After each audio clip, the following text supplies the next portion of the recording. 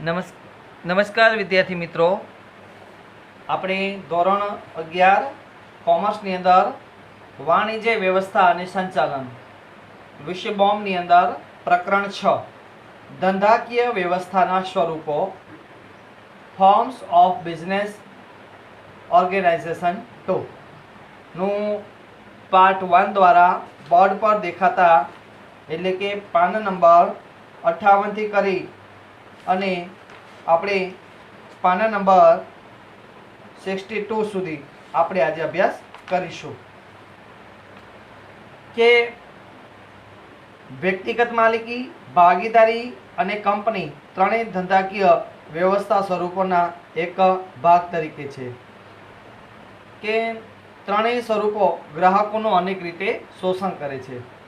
દાખલા તરીકે કોઈ વ્યક્તિ હલકી ગુણવત્તાવાળી વસ્તુ આપે, પછી કિંમત વધારે વસૂલ કરે, વસ્તુનું કાળા બજાર કરે. સહકારી મંડળી ધંધાકીય વ્યવસ્થાના સ્વરૂપના હોવા છતાં પણ જો વિના સહકાર નહીં ઉધાર આ સૂત્રને ધ્યાનમાં રાખી અને અમલમાં મૂકે છે. એટલે દરેકને માટે પ્રત્યેકને માટે હેતુથી અસ્તિત્વમાં આવે છે. સહકારી મંડળીનો આપણે અર્થ જોશું કે સહકારી મંડળી એ સ્વૈચ્છિક ધંધાકીય વ્યવસ્થાનું સ્વરૂપ છે જેમાં પરસ્પર સમાન હિત ધરાવતી વ્યક્તિઓ સ્વેચ્છાએ તેની અંદર જોડાતા હોય છે અને પોતાનો હેતુને પાર પાડવા માટે મંડળીની રચના કરતા હોય છે અને તેના ઉદ્દેશ્ય સભ્યો વચ્ચે પરસ્પર આર્થિક હિતનું સંવર્ધન બની રહે તેવું છે. હવે એના માટે વ્યાખ્યા આપવામાં આવી છે. સહકારી મંડળી એટલે શું? તો કે સહકારી મંડળી એ એવી ધંધાકીય વ્યવસ્થાનું સ્વરૂપ છે જેમાં વ્યક્તિઓ પોતાના આર્થિક હિતના સંવર્ધન એટલે કે વિકાસ માટે સમાનતાના ધોરણે સ્વૈચ્છિક રીતે જોડાય છે. તેની લાક્ષણિકતાઓ છે 11 પ્રકારની. પહેલી છે સ્વૈચ્છિક મંડળ. સ્વૈચ્છિક મંડળમાં જોડાયેલી વ્યક્તિનું આ મંડળ છે જેમાં સમાનતાના ધોરણે મંડળીઓમાં જોડાય છે. બીજું છે સરળ સ્થાપના વિધિ કે તેમાં મંડળની સહકારી કંપની કરતાં સહકારી મંડળીની સ્થાપના વિધિ સરળ છે. તેમાં ઓછામાં ઓછી 10 વ્યક્તિઓ સંગઠિત થઈ અને કોઈ પણ માન્ય મંડળી એ રજિસ્ટ્રાર સમક્ષ નોંધણી કરાવે છે અને નોંધણી થતાં તેમને અલગ વ્યક્તિત્વ મળી જતું હોય છે. ત્રીજી લાક્ષણિકતા છે સભ્યોની સમાનતા કે સહકારી મંડળીમાં દરેક સભ્યોનો સમાન હક્ક સમાન હોય છે. તેમાં જે મૂડીરોકાણ કે અન્ય કોઈ વચ્ચે કારણ સભ્યો વચ્ચે મતભેદ રાખવામાં આવતો નથી. ચોથું છે અલગ વ્યક્તિત્વ. સહકારી મંડળીનું કાયદેસરનું વ્યક્તિત્વ પ્રાપ્ત થાય છે અને તેમાં સભ્યના પ્રાપ્તિ કે અંતથી અસ્તિત્વ પર કોઈ પણ અસર થતી નથી. ટૂંકમાં અલગ અસ્તિત્વ ધરાવે છે. પાંચમું છે લોકશાહી વહીવટ. સભ્યો જે ચૂંટેલા પ્રતિનિધિઓ હોય તેનું એક મંડળીનું સંચાલન કરે છે અને તેમાં કંપનીના શેર દીઠ મતાધિકાર હોય છે અને સહકારી મંડળીમાં મૂડીને નહીં પણ માણસને મહત્વ આપવામાં આવે છે. ને આ વહીવટી સમિતિની જે છે એમાં ચૂંટણીમાં કોઈ સભ્ય ઉમેદવાર કરી શકે અને ભાગ પણ લઈ શકે છે. આથી સહકારી મંડળીને લોકશાહીની તાલીમ શાળા પણ કહેવામાં આવે છે. છઠ્ઠું છે સેવાનો મુખ્ય હેતુ. નફાનો હેતુ ગૌણ છે અને સેવાના હેતુ દ્વારા સભ્યોને આર્થિક ઉત્કર્ષ એટલે કે તેનામાં આગળ લઈ જવાની મદદરૂપ બને છે. સભ્યોનું જીવન ધોરણ ઊંચું આવે તેના માટે પ્રત્યેક મંડળીઓ પ્રયત્ન કરે છે. દાખલા તરીકે કોઈ ગ્રાહકની સહકારી મંડળીનો ઉદ્દેશ્ય તેની ગુણવત્તાવાળી વસ્તુઓ વ્યાજબી કિંમતે પૂરી પાડવાની એ છે એટલે સેવાનો મુખ્ય હેતુ છે. સાતમું છે નફાની યોગ્ય વહેંચણી કે મુખ્ય હેતુ એનો સેવાનો છે આવકનો વધારો અને દરેક મંડળીના સભ્યો વચ્ચે કાયદેસરની જોગવાઈને ધ્યાનમાં રાખી અને આધીન રહી ડિવિડન્ડ તરીકે વહેંચવામાં આવે છે એટલે તે સમાજના કલ્યાણ માટે વાપરી શકે. જે નફો આવે એ સમાજના કલ્યાણ માટે વાપરે. આઠમું છે શેરની ઓછી કિંમત કે શેરની કિંમત ઓછી હોવાને કારણે તેની આવક ધરાવતી વ્યક્તિ પણ શેર મંડળીના સભ્ય બની શકે છે અને એના માટે રકમ એક સાથે ભરવાને બદલે હપ્તાથી પર રકમ ભરવાની તેને સગવડ આપવામાં આવે છે. નવમું છે સભ્ય દીઠ મતાધિકાર કે કે મંડળીના સભ્ય ગમે તેટલા શેર ધારણ કર્યા હોય પરંતુ તે મત આપી શકે અને સભ્ય દીઠ એક મતના પ્રતિનિધિ ચૂંટાય અને તેની ભાઈચારો વધે અને તેમાં જ્ઞાનમાં વૃદ્ધિ થાય. તેમજ મંડળી પરિષદ અને તાલીમ વર્ગોનું પણ તેની અંદર આયોજન કરવામાં આવે છે, જેથી સભ્યનો એનો ડેવલપમેન્ટ થાય, વિકાસ થાય. 10મું છે રાજકારણ અને ધર્મથી અલિપ્ત સંસ્થા, એટલે જુદી સંસ્થા છે. તો કે ધર્મ મંડળીમાં, સહકારી મંડળીમાં ધર્મ, જ્ઞાતિ, જાતિના ભેદભાવ વગર દરેકને સરખું સભ્યપદ ખુલ્લું પડે છે. તેમાં કોઈ પણ જાતનો ધર્મ કે રાજકીય પક્ષપાત હોતો નથી અને તેમાં દરેક સહકારી મંડળી એ રાજકારણ અને ધર્મથી જુદી હોય છે. અનિયંત્રિત સભ્ય સંખ્યા, કે જે વધુને વધુ વ્યક્તિઓ મંડળીના સભ્ય બને તેમાં આર્થિક હિતનું સંવર્ધન થાય અને દરેક ઉદ્દેશથી સભ્ય સંખ્યા ઉપર નિયંત્રણ નથી. ત્યાર પછી એના આપણે ફાયદાઓ જોશું. તો ફાયદાઓ 12 પ્રકારના છે. પહેલું છે સરળ સ્થાપના વિધિ, કે સહકારી મંડળીની સ્થાપના વિધિ લાંબી અને વિધિની જરૂર પડતી નથી.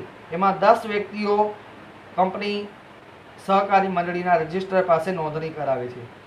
બીજું છે ફાયદો કાયમી અસ્તિત્વ, કે સહકારી મંડળી એ સભ્યોથી અલગ કાયદેસરનું અસ્તિત્વ મળે છે. તેમાં કોઈ સભ્યોનું મૃત્યુ, નાદારી કે રાજીનામું આપવાને કારણે તે અસ્તિત્વમાં કોઈ આંચ આવતી નથી. એટલે કહેવાય કે મંડળી લાંબુ આયુષ્ય ભોગવે છે. ત્રીજું છે ખુલ્લું સભ્યપદ, જેમાં ખુલ્લું સભ્યપદમાં છે એટલે કે ધર્મ, જાતિ, જ્ઞાતિ, આર્થિક સ્થિતિ, આમાં કોઈ પણ વિષય અવરોધરૂપ બનતા નથી. 5મું છે સભ્યોની મર્યાદિત જવાબદારી, કે આમાં જવાબદારી તેમણે મંડળીના ખરીદેલ શેર પૂરતી જ હોય છે. 5મું છે સરકારી સહાય, કે આમાં મંડળીના સભ્ય છે એ સમાજલક્ષી અને સભ્યલક્ષી કાર્ય કરવા માટે નાણાકીય સહાય આપવામાં આવે છે. તો સરકાર એને કઈ રીતે આપે? એક તો સહાય લોનમાં અનુદાન અને સબસિડી રૂપે આપે છે. 6થું છે લોકશાહી વહીવટ, કે નિર્ણયો હંમેશા બહુમતીથી લેવામાં આવે છે અને દરેક સભ્યને ચૂંટણીમાં ઊભા રહેવાનો, મત આપવાનો અને કોઈ પણ સભા હોય એમાં ચર્ચામાં ભાગ લેવાનો દરેક પ્રતિનિધિને ચૂંટવાનો અધિકાર છે. એટલે કે સભ્યો દ્વારા ચૂંટાયેલા સભ્યો છે એ સમિતિ બનાવે અને લોકશાહીની રીતે તે મંડળીનો વહીવટ, સહકારી મંડળીનો વહીવટ ચલાવે છે. 7મું છે ઓછો વહીવટ ખર્ચ, કે સહકારી મંડળી એ હંમેશા કરકસર સિદ્ધાંતને વરેલી છે. એટલે એમાં જે સંચાલનના કરતા સભ્યો છે એ માનદ એટલે ઓછી રૂપિયામાં સેવા મળે છે અને તેનો વહીવટ કરકસરથી ચાલે અને એમાં જાહેરાતના ખર્ચ કોઈ કરવા પડતા નથી. 8મું છે નિશ્ચિત ગ્રાહક વર્ગ, કે મોટાભાગે સભ્યો જ ગ્રાહક હોય છે અને સભ્યો નક્કી કરેલા હોય છે તે જ વસ્તુઓનું વેચાણ થાય છે.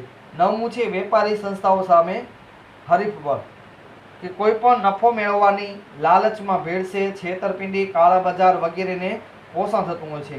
એટલે આવી રીતે સહકારી મંડળીઓ સામાજિક ઉત્કર્ષ, સામાજિક આર્થિક ન્યાયની ખાતરી આપી અને કોઈ પણ વેપારી સંસ્થાઓ દરો ખોટું કરવામાં, એટલે કે ખોટી રીતે આચરવાથી ગેરરીતિ હોય તે મંડળથી એ વેપારી સંસ્થાઓ સામે હરીફ ઉતરી શકે છે અને તેની સામે પ્રબળ કાર્ય કરી શકતા હોય છે.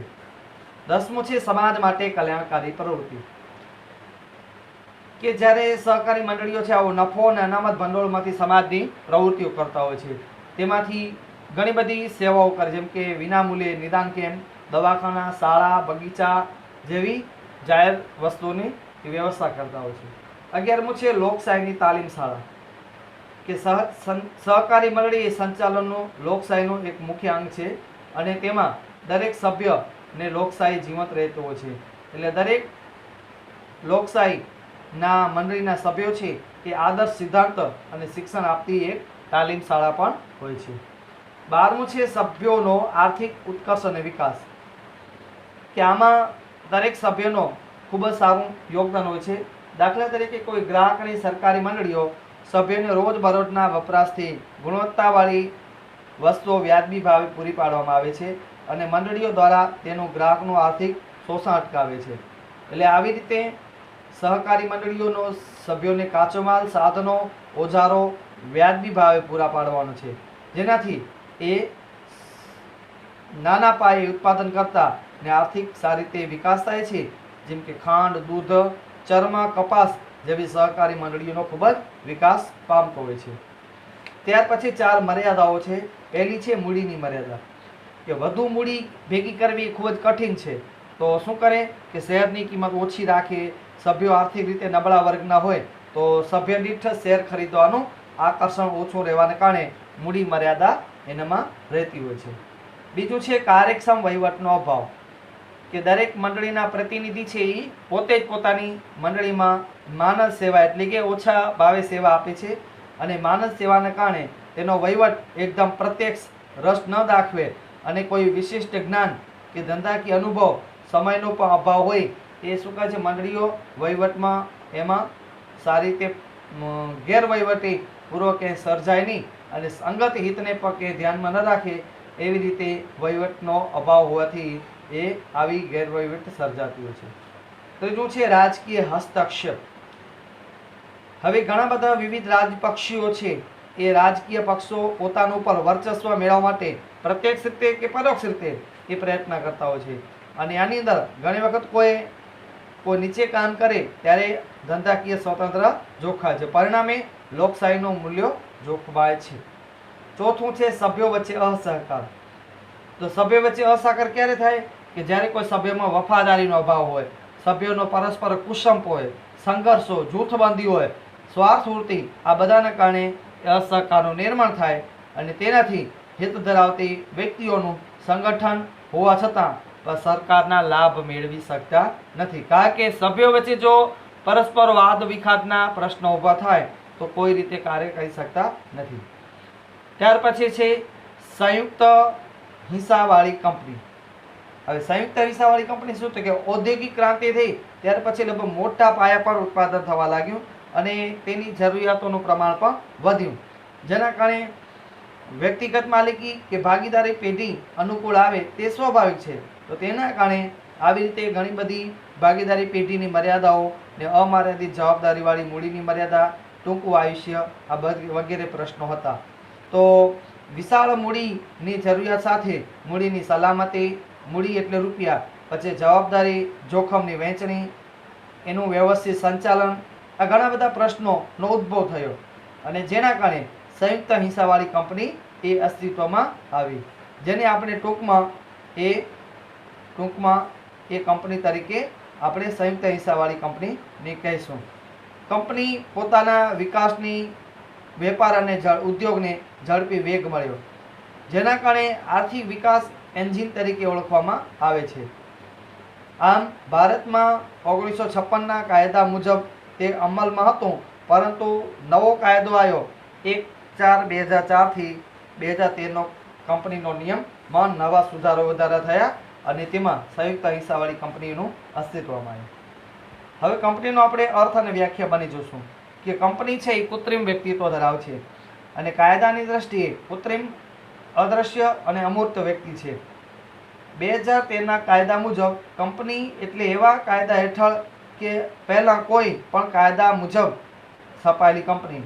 આ વ્યાખ્યાનું અહીં સુંદર મજાનું કાયદાની દ્રષ્ટિએ આપણે સર્જન કર્યું હશે, તેનું આપણે પઠન કર્યું. ત્યાર પછી એની લાક્ષણિકતાઓ છે 11 પ્રકારની. પહેલું છે કાયદેસરનું વ્યક્તિત્વ. હવે કંપની પોતાની નોંધણી થતાં અલગ કાનૂની વ્યક્તિત્વ ધરાવે છે. કંપની પોતાના નામથી કોર્ટમાં દાવો કરી શકે અને કરાર કરી શકે છે, જેથી તે કાયદેસરનું અસ્તિત્વ ધરાવી શકે છે. બીજું છે કાયમી અસ્તિત્વ. હવે કંપની તેના સભ્યોને અલગ અસ્તિત્વ ધરાવતી હોવાથી સભ્યોના મૃત્યુ, નાદારી અને એવા કોઈ પ્રસંગ થાય તો તેને કોઈ અસર થતી નથી. ટૂંકમાં કહેવાય કે કંપની ફડચામાં જવાની પ્રક્રિયાથી અંત લાવી શકે. ફડચો એટલે નુકસાન. ત્રીજું છે મૂડીનું નાના હિસ્સામાં વિભાજન, કે દરેક કંપનીની મૂડીને નાના નાના ભાગમાં વિભાજન કરવામાં આવે છે. તે દરેક હિસ્સાને શેર કહેવામાં આવે છે અને શેર બહાર પાડતી કંપની એક મોટા પાયા પર મૂડી ભંડોળ ભેગું કરે છે, જે કંપનીના શેર હોલ્ડરો ગણાય છે. શેરની સરળ ફેરબદલી, કે શેરની ફેરબદલી કરવી તો કેવું પડે તો કે હંમેશા કોઈ પણ કાયદા હોય એને ધ્યાનમાં રાખી એને આધીન રહી અને કોઈ પણ શેર ખરીદી વેચી કરી શકે છે. આ શેર ફેરબદલીનું મુખ્ય લક્ષણ છે. પાંચમું છે સામાન્ય મોર, કે જ્યારે કોઈ કંપની શેર ખરીદે ધંધાકીય રીતે ત્યારે કરાર, શેર પ્રમાણપત્ર, દસ્તાવેજો, પછી રોજબરોજના વહીવટ થતા હોય એ બધું જ કંપની અને શેરધારકો એના વચ્ચે સંમતિ દર્શાવવા માટે એ કંપની પોતાનો લોગો એટલે સિક્કો એ મોહર મારતી હોય છે. પછી છઠ્ઠું છે સંચાલન, કે કંપની હંમેશા કૃત્રિમ વ્યક્તિત્વ ધરાવે છે, તો તેમાં કંપનીના આવેદનપત્ર અને નિયમનપત્રને ધ્યાનમાં રાખી અને સંચાલક મંડળ કંપનીનું સંચાલન કરે છે. તેમાં સંચાલકો છે શેર હોલ્ડરોને પોતાના પ્રતિનિધિમાંથી ચૂંટે છે, જેને સંચાલક કહેવામાં આવે છે. અને સંચાલકો સામૂહિક રીતે એટલે બધા સાથે મળી અને મંડળ તરીકે ઓળખાય છે, જે બધા ભેગા થઈને કંપનીનું સંચાલન કરે છે. આથી કંપનીના માલિક અને સંચાલન બંને અલગ છે. સાતમું છે સભ્યોને દરજ્જો, કે કંપની હંમેશા કૃત્રિમ વ્યક્તિત્વ ધરાવતી હોવાથી કોઈ સભ્ય કંપની વતી કરાર કરી શકતો નથી. એટલે સભ્યના કોઈ કૃત્યથી કે બંધન કરતા પર રહેતું નથી, એટલે સભ્ય કંપની સાથે કરાર પણ કરી શકે છે. એટલે સભ્યોને દરજ્જો એટલે હોદ્દો એટલો છે. આઠમું છે સભ્ય સંખ્યા. ખાનગી કંપની હોય ત્યાં ઓછામાં ઓછા 2 અને વધુમાં વધુ 200 જણા હોય છે. જાહેર કંપનીમાં ઓછામાં ઓછા 7 સભ્યો અને વધુમાં વધુ ઉપર કોઈ પણ નિયંત્રણ હોતું નથી. હવે સભ્યોની જવાબદારી શું હોય? તો સભ્યોની જવાબદારી મર્યાદિત અને અમર્યાદિત હોઈ શકે, કારણ કે મર્યાદિતવાળી કંપની એ સભ્યોએ ધારણ કરેલા જે શેર છે એના પૂરતી જ મર્યાદિત હોય, જ્યારે અમર્યાદિત જવાબદારીવાળી કંપની એની જવાબદારી ઓછી જોવા મળે, કારણ કે એમાં અમર્યાદિત કંપની એ આવેદનપત્રમાં જણાવ્યા મુજબ જ કાર્ય કરતી હોય છે. 10મું છે મૂળભૂત અધિકારો. હવે કાયદાથી કંપનીએ અલગ અસ્તિત્વ મેળવે છે, જેનાથી કંપની દેશની નાગરિક નથી, તો દરેક અધિકારો કંપનીને પણ મળતા નથી. 11મું છે શેર દીઠ મતાધિકાર, કે કંપની તેના સભ્યોની સાથે જો શેર ધરાવતી હોય તો તેમના મત કેટલાક આપી શકે અને તે શેર દીઠ કંપનીને આગવી લાક્ષણિકતાઓ ધરાવે છે. ત્યાર પછી એના ફાયદાઓ છે 8 પ્રકારના જોશું. પહેલું છે વિશાળ મૂડી ભંડોળ. હવે જ્યારે કંપની પોતાના નાના નાના હિસ્સામાં એટલે શેરને વેચી નાખે છે, ત્યારે એ કંપની આવા શેર દીઠ એટલે મતાધિકાર દીઠ શેર ખરીદવાનું આકર્ષણ કરે છે અને ટૂંકમાં કંપની બધી મૂડી ભેગી કરે છે. બીજું છે શેરની સરળ ફેરબદલી, કે હવે શેરની લે વેચ સરળતાથી થઈ શકતી હોવાથી કોઈ પણ સભ્ય ઈચ્છે તો પોતાના શેર વેચીને નાણાં મેળવી શકે અને જરૂરિયાત પ્રમાણે એને જોઈએ તો શેર પણ ખરીદી શકે છે. એટલે કહેવાય કે શેરની ફેરબદલી એકદમ ઉપર એ નિયંત્રણ છે. ત્રીજું છે સભ્યોની મર્યાદિત જવાબદારીવાળી, કે જ્યારે શેર કંપની ફડચામાં જાય ત્યારે કંપનીનું વિસર્જન થાય, તો તેવા પરિસ્થિતિમાં શેરની મૂળ કિંમત કરતાં વધારાના નાણાં ચૂકવવાના કંપનીના સભ્યોને રહેતા નથી. ચોથું છે અલગ વ્યક્તિત્વ અને લાંબુ આયુષ્ય.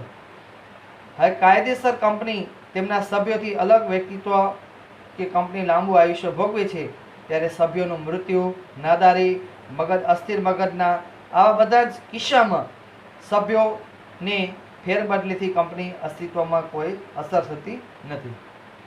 5મું છે વિશાળ કદના લાભ. હવે કંપની લગભગ મોટા પાયા પર ખરીદી વેચાણના ઉત્પાદન કરતી હોય છે, ત્યાં વિશાળ મૂડી ભંડોળ, આધુનિક યંત્રો, નિષ્ણાતોની સેવા વગેરેને કારણે ખર્ચ મોટા પાયે થાય તો તેને ઉત્પાદનના લાભ મળે છે. એટલે કહેવાય કે કંપની આર્થિક વિકાસના એન્જિન તરીકે પણ એ કામ કરે છે અને તેને ઓળખવામાં આવે છે. 6થું છે કાર્યક્ષમ સંચાલન. હવે કોઈ નિષ્ણાત વ્યક્તિ હોય, તજજ્ઞ વ્યક્તિના એની હોશિયારીથી સંચાલનને કારણે કંપનીનું સંચાલન વ્યવસાયલક્ષી અને ખૂબ જ ગતિશીલ બને છે. 7મું છે લોકશાહી સંચાલન. હવે કંપનીના પ્રતિનિધિઓએ સભ્યો દ્વારા ચૂંટેલા પ્રતિનિધિઓ એ કંપનીનું સંચાલન લોકશાહી રીતે થાય છે, એટલે બધાને ગમે એ બધા સંચાલન કરે. એટલે આમાં નિર્ણયો લેવાની બહુમતીથી નિર્ણયો લેવાય, જેથી કરીને એ સારી રીતે પાર પાડી શકે છે. 8મું છે સમાજ અને રાષ્ટ્રને લાભ. હવે જાહેર જનતા તેમની બચતોનું કંપનીને શેર ખરીદે, ડિબેન્ચર અને જાહેર થાપણમાં રોકાણ કરે છે આપણે જેવા, અને તેનાથી શું થાય? બચતને પ્રોત્સાહન મળે અને રોકાણ ઉપર તેને ડિવિડન્ડ એટલે વધારાના વ્યાજ પણ મળે છે. એટલે મોટા પાયા પર આવા ઉત્પાદન કરતા કંપનીઓ અને લોકોને એટલે સમાજને ફાયદો થાય છે અને જેના કારણે રોજગારીની તકો પણ વધે છે. ને નફો આવે, જે કંપનીને નફો થાય એમાંથી શું કરે તો કે કલા, બગીચા, શાળા, કોલેજ, રમતગમત આ બધા માટે ખર્ચો કરે. એટલે ટૂંકમાં કહીએ તો કર્મચારીઓની સ્વેચ્છાએ બધી સુવિધાઓ પૂરી પાડતા હોય છે, ને જેથી આવી કંપનીઓ પોતાના કરવેરા દ્વારા વેરો ઉઘરાવે તેનાથી કરોડો રૂપિયા તે સરકારને પણ ચૂકે છે. એટલે આમ જોઈએ તો આ રકમ દેશના વિકાસ પાછળ પણ વપરાય છે, સમાજ પાછળ પણ એ વાપરાતી હોય છે. ત્યાર પછી છે મર્યાદાઓ. તો મર્યાદાઓ આપણે જોશું 9 પ્રકારની છે. પહેલી છે લાંબી અને ખર્ચાળ સ્થાપના વિધિ. હવે આ લાંબી અને ખર્ચાળ વિધિ ખૂબ જ જટિલ અને છે. તેમાં કંપનીનું પ્રમાણપત્ર, આવેદનપત્ર અને નિયમનપત્રના દસ્તાવેજો તૈયાર કરી અને રજિસ્ટ્રાર સમક્ષ તેને નોંધાવવા પડે કે રજૂ કરાવવો પડે, અને જેનાથી તેને નિષ્ણાત વ્યક્તિઓની સલાહ પણ લેવી પડતી હોય કે સેવા લેવી પડે છે. માટે નિષ્ણાત વ્યક્તિઓ જે તજજ્ઞ હોશિયાર હોય તેની વધુ ફી ઉપરાંત એ કંપની રજિસ્ટ્રારને પણ નોંધણીની ફી પેટે રૂપિયા એને આપવા પડતા હોય છે. બીજું છે ધારાકીય નિયંત્રણો. હવે કંપની જ્યારે કાયદા દ્વારા અસ્તિત્વમાં આવે છે ત્યારે એને કેટલીક કાયદાઓનું જોગવાઈનું પાલન કરવું પડતું હોય છે, જેમાં કે નિયમિત સમયપત્રકો, અહેવાલો, હિસાબી કંપની આ બધું રજિસ્ટ્રારને મોકલવા પડે. પછી SEBI એટલે securities and exchange board of ઇન્ડિયાની કેટલીક જોગવાઈનું પાલન કરવું પડે. વિદ્યાર્થી મિત્રો, આ SEBI ને ખૂબ જ પ્રશ્ન ધ્યાનમાં રાખજો. પછી વહીવટી ખર્ચમાં વધારો. તો વહીવટી ખર્ચ કયા હોય બીજા કંપનીને? તો નિષ્ણાતોને ઊંચી ફી ચૂકવવી, પછી અધિકારીઓને આકર્ષક પગાર, પછી સંશોધનો નવા થતા એના પાછળ ખર્ચ, એટલે આ બધા વહીવટી ખર્ચ થતા વધી જાય છે. ચોથું છે આપ ખુદશાહી વહીવટ. હવે જ્યારે કંપની માત્ર નામની સત્તા ભોગવે છે ત્યારે શેરદીઠ મતાધિકાર હોવાને કારણે વ્યક્તિ જૂથ પર સંચાલન પર કાબુ મેળવે છે, જે પોતાની ઈચ્છાને અમલ થવા દે તે કાર્ય કરે. જેનાથી શું થાય? કંપનીના નાણાં, મિલકતો અને ખાનગી માહિતી અંગત હિત કે સ્વાર્થ માટે તે ઉપયોગ કરે છે, એટલે કહેવાય આપ ખુદ વહીવટ છે. એટલે સ્વાર્થ માટે, પોતાના માટે તે વહીવટ કરતા હોય છે. પાંચમું છે રહસ્યોની જાળવણીમાં મુશ્કેલી. હવે કંપની જ્યારે વાર્ષિક હિસાબો ફરજિયાત ઓડિટ કરાવે ત્યારે એને રજિસ્ટ્રારને મોકલવા પડતા હોય છે, અને તેના 2013ના કાયદા મુજબ કેટલીક બીજી બાબતો જેવી કે ડિબેન્ચર પરત કરવા, બોનસ શેરને લગતી બાબતો આ બધી તેને રજૂ કરવા પડે છે, અને અમુક રહસ્યોની તેને જાળવણી ખૂબ જ કેર કરવી પડતી હોય છે. છઠ્ઠું છે નીતિ વિષયક નિર્ણયોમાં વિલંબ. હવે નીતિ વિષયક નિર્ણય લેવામાં ઘણી વખત સભ્યોને સંમતિ લેવી પડતી હોય છે, અને જેના કારણે એને સભ્યોની સભા બોલાવવી પડે, અને સભાના પહેલા દિવસે જ બધાને નોટિસ મૂકવી પડે, અને તેમાં ઠરાવ પસાર કરવો પડે. ત્યાર પછી બધા જો સમય વ્યય થતો હોય તો નિર્ણય લેવામાં ખોટું લાંબુ જતું એટલે વિલંબ થાય છે. પછી છે ઓછી પરિવર્તનશીલતા. હવે વ્યક્તિગત અને ભાગીદારી કોઈ પણ પરિવર્તન તત્વો હોય છે તેમાં ફેરફાર કરવા માટે સામાન્ય સભામાં એને ઠરાવ પસાર કરવો પડે, અને કેટલાક સંજોગોમાં, પરિસ્થિતિમાં કેન્દ્ર સરકાર અને અદાલતની એને પરવાનગી એટલે મંજૂરી પણ લેવી પડતી હોય છે. આઠમું છે સટ્ટાખોરીને ઉત્તેજન. હવે આવી કંપનીઓ છે એ શેર બજારમાં કૃત્રિમ ફેરફારોને ઉત્તેજન આપવા માટે એ સટ્ટાખોરને ઉત્તેજે છે, એટલે સટ્ટા એટલે રમત કરતા હોય, પૈસો રોકતા હોય છે એમાં. એટલે આવી રીતે શેર બજારમાં થતી સટ્ટાખોરી નામના રોકાણકારોને આર્થિક રીતે નુકસાન પણ પહોંચાડે છે. ત્યાર પછી 9મું છે સમાજ અને ગેરફાયદા. આવી રીતે કોઈ પણ કરે ત્યારે એની મર્યાદા એક નડતી હોય છે કે હવે કામદારોની હડતાળ હોય, માલિકો દ્વારા તાળાબંધીનો ભોગ સમાજે બનવું પડતું હોય છે. પછી માનવી કરતાં મૂડીનું મહત્વ વધારે હોવાથી એનામાં દૂષણો પ્રવેશે, કેવા ઇજારસઈ નુકસાનકારક વસ્તુ પ્રવેશે છે, જેથી સમાજની આવક અને સંપત્તિને અસમાન વહેંચણી થાય છે. તો વિદ્યાર્થી મિત્રો, આપણે પ્રકરણ 6 ધંધાકીય વ્યવસ્થાના સ્વરૂપો પાર્ટ 1 દ્વારા પાના નંબર પેજ નંબર 58 થી કરી અને પેજ નંબર 62 સુધી આપણે અભ્યાસ કર્યો. તો તેની અંદર તમારે પ્રશ્ન એક લખવાનું છે કે સહકારી મંડળીની લાક્ષણિકતાઓ અને તેના ફાયદાઓ અને મર્યાદાઓ લખવાનું છે. બીજો પ્રશ્ન છે સંયુક્ત હિસ્સાવાળી કંપનીની તમારે લાક્ષણિકતાઓ અને તેની ફાયદાઓ વિશે તમારે લખવાનું રહેશે. ગૃહ કાર્ય સ્વરૂપે 2 પ્રશ્નો તમારે હોમવર્કમાં નોંધવા રહેશે. બાકીનો પ્રકરણ પાર્ટ 2 દ્વારા આપણે 63 થી આપણે અભ્યાસ કરીશું. અસ્તુ.